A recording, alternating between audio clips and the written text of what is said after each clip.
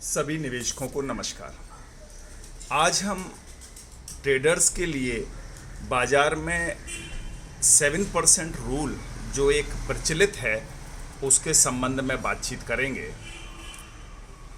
और ये ट्रेडर्स और निवेशकों के लिए कितना प्रासंगिक है इस विषय पर भी चर्चा करेंगे। 7% नियम एक लोकप्रिय जोखिम प्रबंधन प्रणाली है रिस्क मैनेजमेंट को लेकर के, जिसका उपयोग मुख्य रूप से शॉर्ट टर्म ट्रेडर्स द्वारा किया जाता है।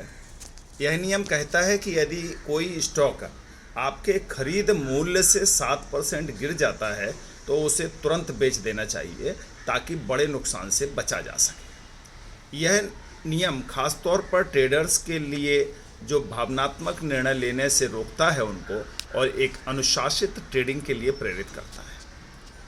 7% जो ये रूल है ट्रेडर्स के लिए, इसका प्रारंभ 20th सेंचुरी में कैन स्लिम ट्रेडिंग सिस्टम में पाया जाता है।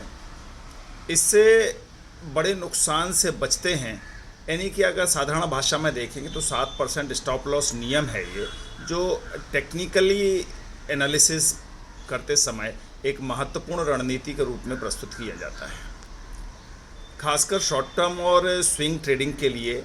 ये अब सवाल उठता है कि क्या ये आज भी प्रासंगिक है? तेज़ी से बदलते बाजार में जोखिम प्रबंधन के लिए ये एक प्रभावी नियम है। ये पहले भी प्रासंगिक था और आज भी प्रासंगिक है।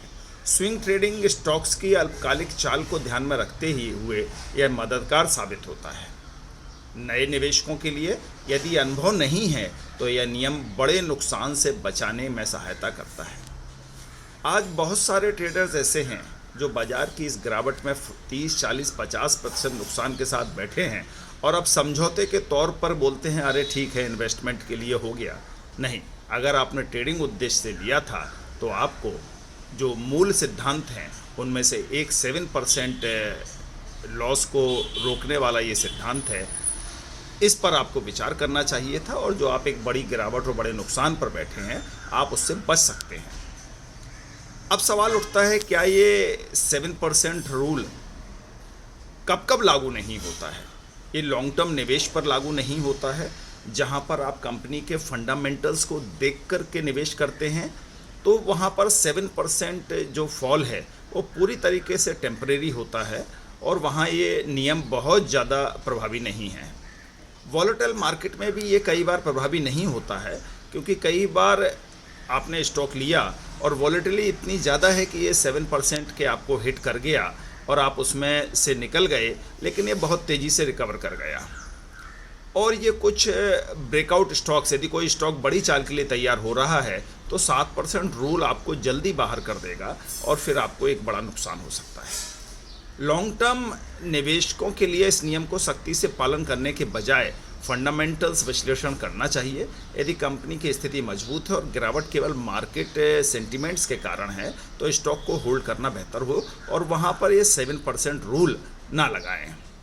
ट्रेलिंग स्टॉप लॉस या डायनेमिक स्टॉप लॉस जैसी रणनीतियों का उपयोग कर सकते हैं।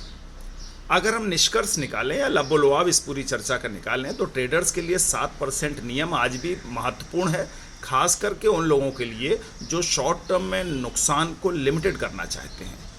लॉन्ग टर्म निवेशकों को स्टॉप लॉस लगाने से पहले स्टॉक की क्वालिटी, मार्केट ट्रेंड और उसके फंडामेंटल्स को देखना होगा।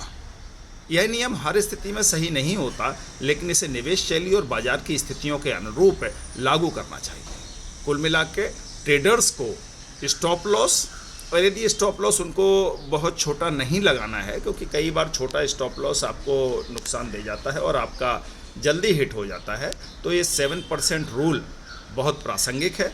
इस पर अध्ययन कीजिएगा, विचार कीजिएगा और अगली बार जब ट्रेडिंग को उतरें तो आप देखिएगा क्या इसको आप लागू कर सकते हैं या नहीं, आपका निवेश सफल हो।